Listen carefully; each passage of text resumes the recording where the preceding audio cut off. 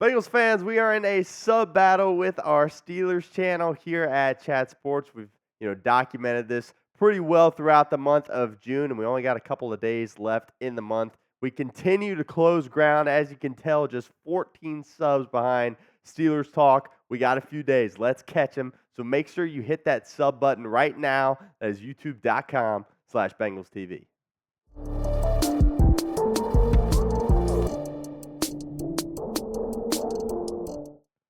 Who Dat Nation, welcome into Bengals Breakdown. Stone Shields on hand once again. Super excited you are joining us today. On today's show, we're going to break down some ESPN roster rankings, right? So ESPN, the good folks over there, put out, their roster rankings for all 32 NFL teams and also projected the starting lineups. And they gave us some strengths, some weaknesses, some X factors, and some non-starters to be on the lookout for. So super excited to dive into that. And they had the Bengals as the number 7 NFL lineup. Taking a look at their top 10 here, as you can see, the Bengals are in that 7 spot. Couple of takeaways here. I think the Bengals are clearly a top 10 roster in the NFL. I don't think anyone can argue that. But it would be my argument that they are more of a top 5 roster. So I think they certainly could jump perhaps the Dallas Cowboys in this list. Dallas, had a solid year in the regular season last year before losing in the first round. But what did they do this offseason to get better? They really didn't do anything. So I feel like the Bengals would be above them. And then the Jets, having the Jets in the top 4, I mean, it's the Jets. What are they doing up that high? It just doesn't really make any sense to me. But other than that, don't have any major issues with these rankings. So ESPN listed the biggest strength for the Bengals in terms of position group, and they have the wide receiving core for the Cincinnati Bengals, and I completely agree with this, right? Especially with T. Higgins coming back. You now have basically 2 wide receiver ones, right, with Jamar Chase and T. Higgins, and you got a lot of depth behind them as well. Here's what ESPN's Mike Clay had to say about the Bengals wide receiver room. He said, "Not many teams can match Cincinnati's elite Jamar Chase, T. Higgins duo. Chase sits 7th in the league in receiving yards and 3rd in touchdown catches with 29 since he was drafted in 2021. Higgins has battled injuries, but before a down year in 2023, he had 900-plus yards in 3 straight seasons to begin his pro career. Longtime slot man Tyler Boyd departed, but the team has some solid depth options in Jermaine Burton, Andre Yosavash, and Trenton Irwin."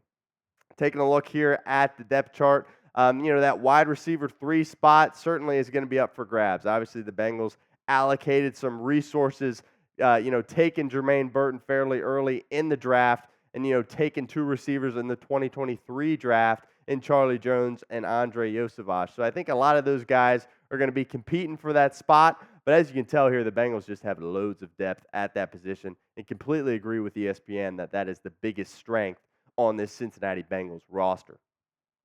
Jumping into the biggest weakness here for the Bengals, and ESPN had it listed as the running back room. And I think they could have went one or two ways here, either running back or cornerback. They went with running back, and I don't have any issues with that whatsoever. Once again, here's what Mike Clay had to say about the Bengals running back room. He said, "The Joe Mixon era is over, and the Bengals' succession plan was to sign journeyman Zack Moss as their lead back.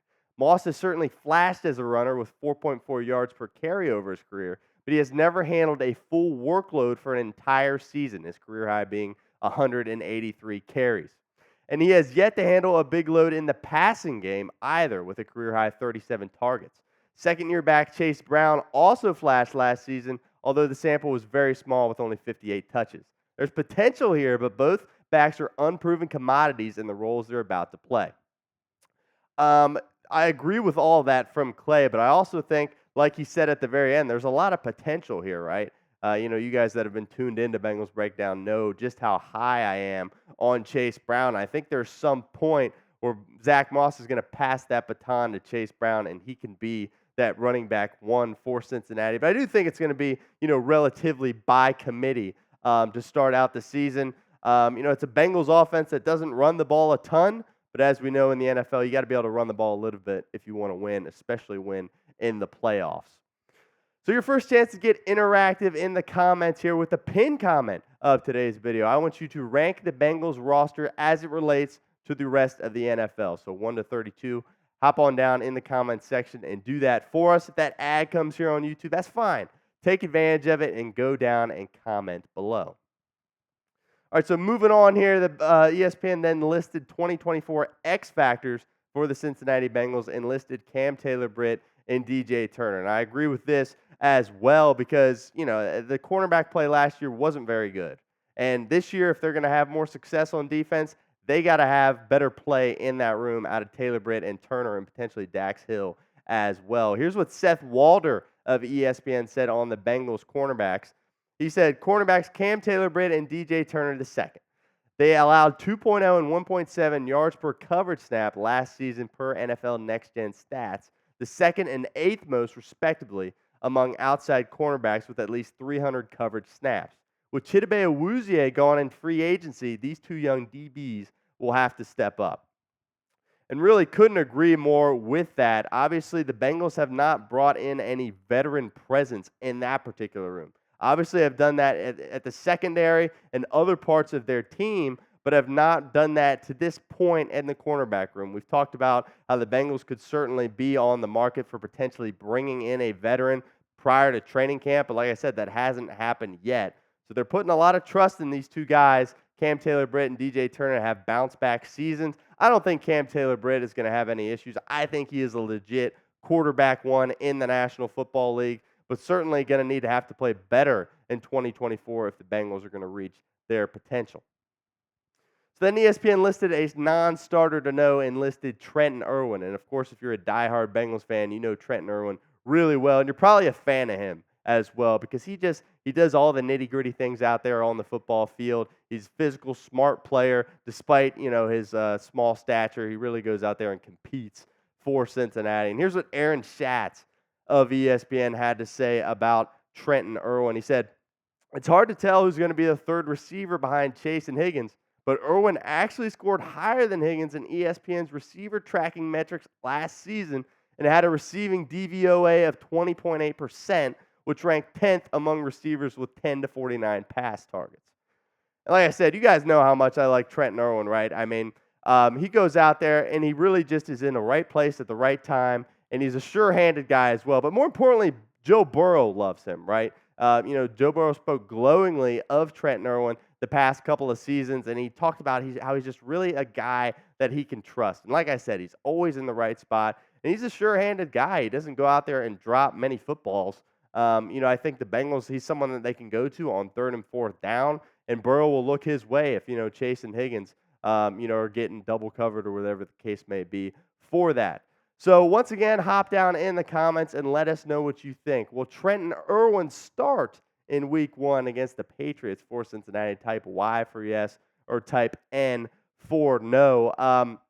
I think it's a bit of a stretch to say he'll be out there starting, but I certainly think he's going to have a significant role on this ball club for Cincinnati. So hop down in the comments and let us know what you think. So then ESPN moved to kind of projecting some of the starters here for Cincinnati.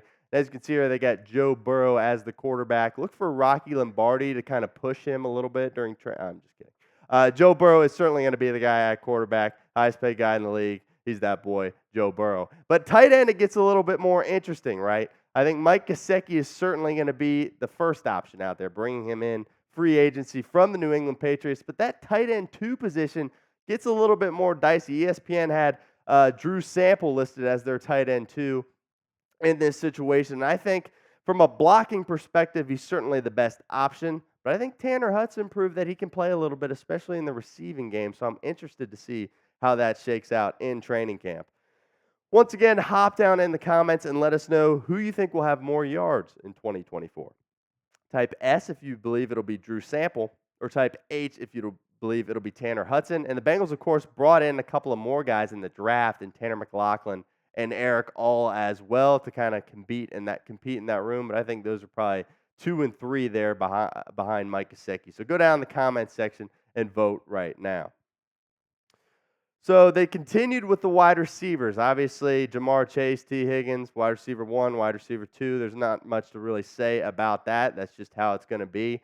And that wide receiver 3 position with Jermaine Burton, who the Bengals, of course, took in the 2024 NFL draft. Man, that's just a loaded room, and it gets me really excited. That's a lot of weaponry for quarterback Joe Burrow to work with. So I don't hate this at all. I do think Burton will probably get the lean there as wide receiver 3, but if you're a Bengals fan, you got to be excited about that room. Moving on to the rest of the offense here, and a quick note, ESPN listed 12 starters for both the offense and the defense. Sometimes they went with 2 tight ends or whatever the case may be. Obviously, only 11 get on the field at once, but just wanted to make that clear for you guys. They got Zack Moss at running back. And then the line is kind of as expected, right? Orlando Brown Jr. at left tackle, hoping he has a bounce-back season. I still have belief in Cordell Volson at left guard, despite, kind of struggling last year, certainly.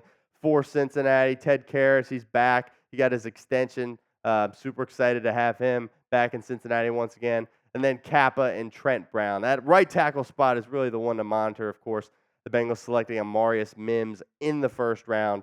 So, there's going to be a little competition there in training camp. But ESPN says that the Bengals will probably go with Trent Brown to start. Want to let you guys know that you got to like this video if you want continued Bengals coverage. The more you like the videos, the more that helps us out here at Chat Sports, and we can keep giving you Bengals content on almost a daily basis. But one quick note, next week I will actually not be hosting. I'll be back in the producer chair, and Tom Downey will be back as the host of Bengals Breakdown. But that's just for next week. After that, I will be back as the full-time host, and certainly excited about that and getting on that journey with you guys. But just wanted to make that clear. If you don't see me next week, it's all good. I'm just in the producer chair, and I might have to get in there with a little producer cam from time to time next week. But Tom Downey will be in the saddle next week. All right, moving over to the defensive side of the ball here at the defensive tackle position. ESPN listed B.J. Hill and Sheldon Rankins. Obviously, Sheldon Rankins was brought in free agency. You got high hopes for him. I don't completely understand the type of player that the Bengals are getting in Sheldon Rankins, but I know Lou Anarumo has spoken glowingly of him, and they should be able to get some more pass rush. Bringing him in free agency, and I certainly think he helps with some of the departures that the Bengals had to deal with on the defensive line. And at the edge spot, again, 12. They listed 12, so we got 3 edge guys here. Hubbard and Hendrickson, 2 dogs, right? You obviously knew they were coming back. Now, it's a big year for Myles Murphy, right? Year 2 for him. I've talked about on the show before. Thought he got, unfairly criticized last season, right? I don't think his role was to come in and be the starter day one. He played in all the games, as you can see here, but the numbers didn't really pop. He certainly was kind of more of a reserve in that regard. But big year for Myles Murphy. I think he's going to get a lot more playing time, and a lot more is going to be expected of him in year 2 with Cincinnati. Moving to the secondary. They got Cam Taylor-Britt, cornerback 1, obviously for the Bengals. They got DJ Turner in that cornerback 2 position, which I agree with. But we also mentioned on our short yesterday how that spot's really kind of the biggest position battle that you're looking at if you're Cincinnati, between DJ Turner and Dax Hill. So super excited to monitor that. Like I said, I think that's the most intriguing position battle that the Bengals have on their hands in terms of what's going to go down at 2024 Bengals training camp. Mike Hilton, nickel, maybe took a slight step back last year, but I believe when he's playing at his best, he's one of the best nickels in the league. So really excited to see him, bring some pressure off the edge like he's so good at doing, and, really hurrying the quarterback and also being a sure tackler and things of that nature. So feel good about that group, but, obviously cornerback 1, cornerback 2, those guys got to play a lot better this year if the Bengals want to have success. And then starting safeties look totally different this year. ESPN's got Geno Stone and Von Bell in those spots for Cincinnati. Really excited about Geno Stone. I think if you ask me which player I'm excited about the most for Cincinnati, obviously you could say, Burrow or Chase or whatever. But apart from that, I'm really looking forward to seeing Geno Stone play in a Cincinnati Bengals uniform. Because I remember last year seeing him play in a Ravens uniform. I'm like, man, that guy's so good. Wish he was on our team. Well, guess what? Now he is. He'll be out there in stripes for Cincinnati. And, of course, Von Bell bringing some veteran presence to the back end of Lou Anarumo's secondary. Excited about that. And like we've talked about on the show, certainly think he'll pass that torch to Jordan Battle at some point. But ESPN's got him starting week 1 for Cincinnati. So there you have it. That's all the starters that ESPN listed for the Bengals. And do us a favor. Go down there in the comments section and grade ESPN's projected starting Bengals lineup. and give it either an A, B, C, D, or F in the comments section.